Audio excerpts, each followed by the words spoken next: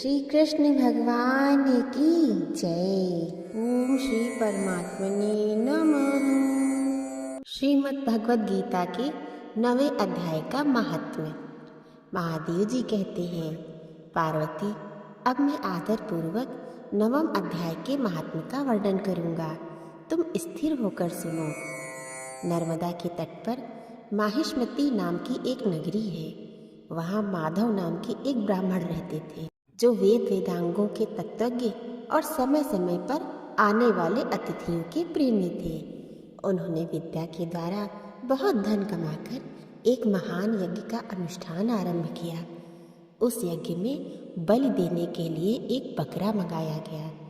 जब बकरे के शरीर की पूजा हो गई, तब सबको आश्चर्य में डालते हुए उस बकरे ने हंसकर उच्च स्वर से कहा, ब्राह्मण, इन बहुत से यज्ञों द्वारा क्या लाभ है? इनका फल तो नष्ट हो जाने वाला है तथा ये जन्म, जरा और मृत्यु के भी कारण है। यह सब करने पर भी मेरी जो वर्तमान में दशा है, इसे देख लो। बकरे के इस अत्यंत कौतूहलजनक वचन को सुनकर यज्ञ मंडप में रहने वाले सभी लोग बहुत ही विस्मित हुए। तब वे यजमान ब्राह्मण हाथ जोड़ अपलक नेत्रों से देखते हुए बकरे को प्रणाम करके श्रद्धा और आदर के साथ पूछने लगे। ब्राह्मण बोले, आप किस जाति के थे?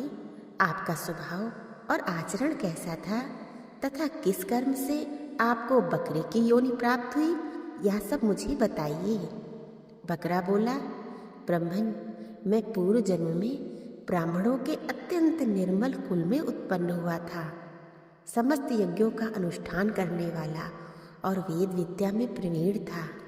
एक दिन मेरी स्त्री ने भगवती दुर्गा की भक्ति से विनम्र होकर अपने बालक के रोग की शांति के लिए बलि देने के निमित्त मुझसे एक बकरा मांगा।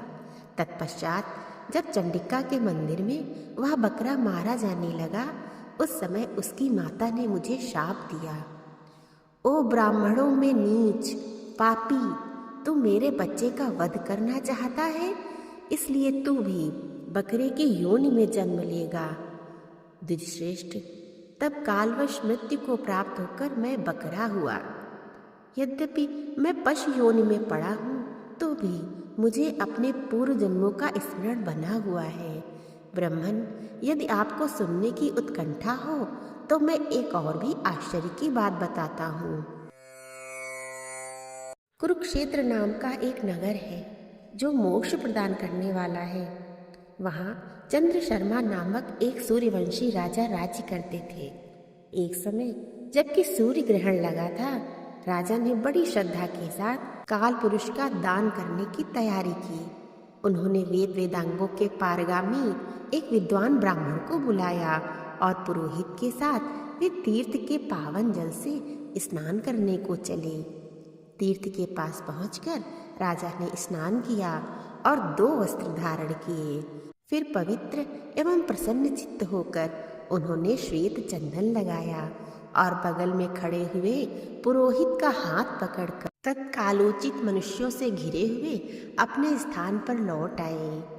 आने पर राजा ने यथोचित विधि से भक्तिपूर्वक ब्राह्मण को काल पुरुष का दान किया।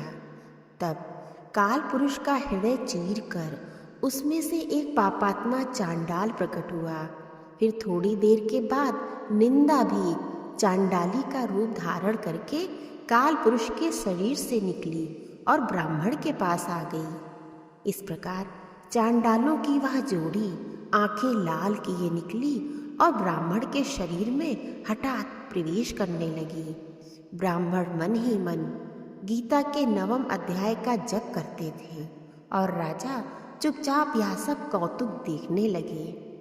ब्राह्मण के अंतःकरण में भगवान गोविंद शयन करते थे, वे उन्हीं का ध्यान करने लगे। ब्राह्मण ने गीता के 9वें अध्याय का जप करते हुए अपने आश्रयभूत भगवान का ध्यान किया। उस समय गीता के अक्षरों से प्रकट हुए विष्णु दूतों द्वारा पीड़ित होकर वे दोनों चांडाल भाग निकले। उनका उद्योग निष्फल हो गया।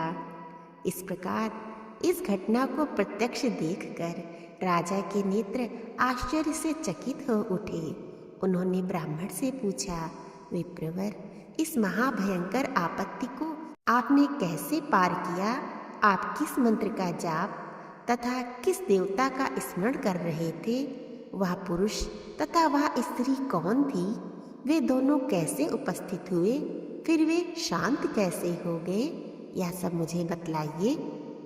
ब्राह्मण ने कहा, राजन, चांडाल का रूप धारण करके भयंकर पाप ही प्रकट हुआ था तथा वह स्त्री निंदा की साक्षात मूर्ति थी।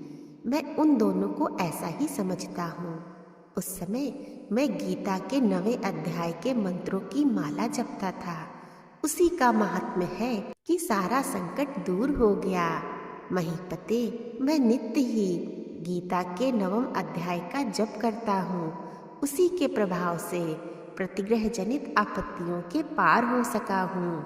यह सुनकर राजा ने उसी ब्राह्मण से गीता के 9वें अध्याय का अभ्यास किया। फिर वे दोनों ही परम शांति मोक्ष को प्राप्त हो गए। यह कथा सुनकर ब्राह्मण ने बकरे को बंधन से मुक्त कर दिया और गीता के 9वें अध्याय के अभ्यास से परम गति को प्राप्त किया। प्रेम से बोलिए श्री विष्णु भगवान की जय। ओम श्री परमात्मने नमः। अथ 9मो अध्यायः। श्री भगवान उवाच, इदं तु ते गुहितमं प्रवक्ष्याम्यनसूयवे, ज्ञानं विज्ञानसहितं यज्ञात्वा मोक्षसे अशुभात्।